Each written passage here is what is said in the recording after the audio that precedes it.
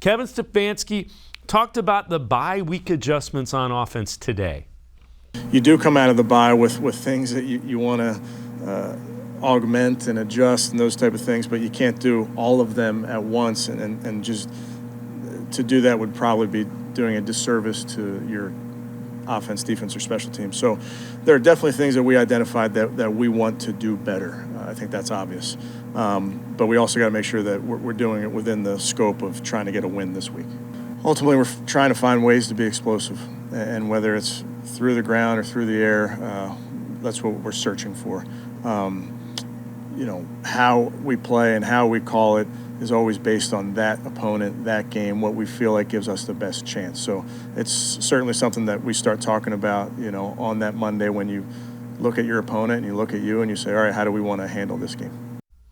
Let's welcome in the D-Man, Dennis Manoloff from WTAM News Radio 1100, 106.9 FM. So D-Man, let me ask you, do you put Nick Chubb and Kareem Hunt on the field at the same time? That's a way to create some problems and some mismatches for the defense and to possibly be more explosive. Yeah, and let me just say this first, Dave. I appreciate Coach Kevin Stefanski talking about wanting to be more explosive, but I'll settle for efficient dinking and dunking, especially against Baltimore. What did we see? The previous matchup, the week before this bye, the Browns were unable to do pretty much anything on the ground against that vaunted 8-man front that Baltimore always runs. It's not like it came out of nowhere.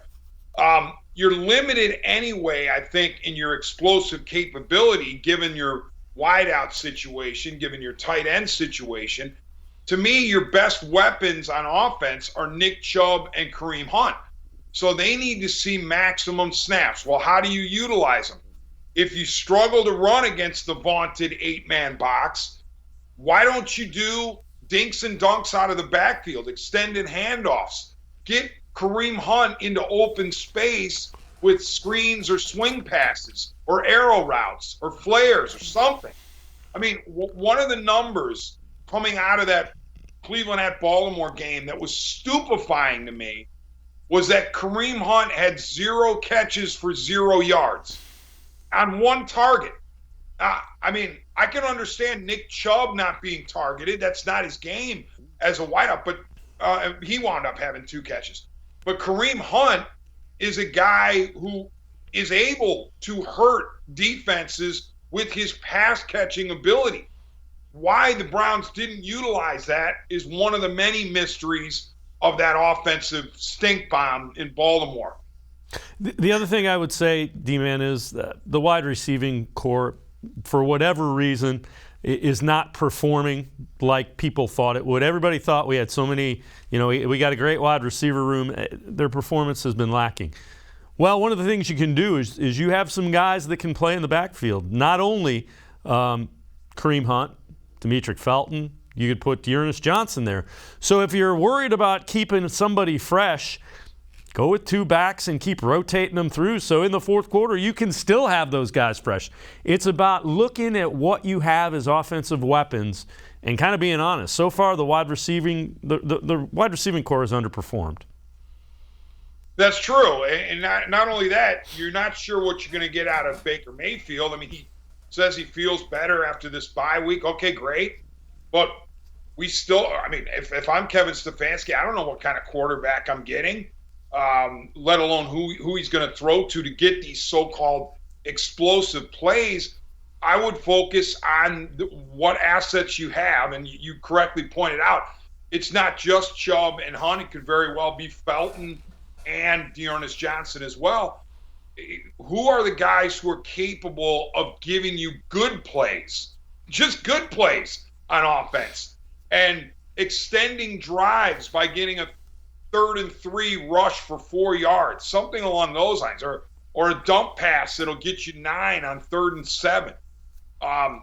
And so I don't know that you can count on Baker. I don't know that you can count on the wide receivers or the tight ends. But here's the other problem, Dave. We keep hearing about the Browns and their rushing attack, and I want to believe it. I just said I want to believe it. But then you have people saying, well, there's no way you can run against the 8-man box. You mean to tell me no team that has running on its mind in the NFL has ever been able to succeed against an 8-man box? Figure it out. Figure out a way to solve that problem. Okay, the Ravens are going to do what they always do. And in the case of Mayfield, they're probably going to say the same thing they said in Baltimore. We want Baker Mayfield to beat us, so we are going to try to take the runaway. Well, just because they say that and they show that, that doesn't mean you concede it. You can't just say, well, you know what? They stacked the box, so we can't run. Well, wait a minute. Why aren't you talented enough and smart enough to solve that? Well, the flip side of it is they were kind of overloading the left side, and the Browns were still running to the side that was overloaded. So that's another thing that they just need to give Baker Mayfield a mechanism to get out of a play that is bad. So those are some of the things we'll be keeping an eye on.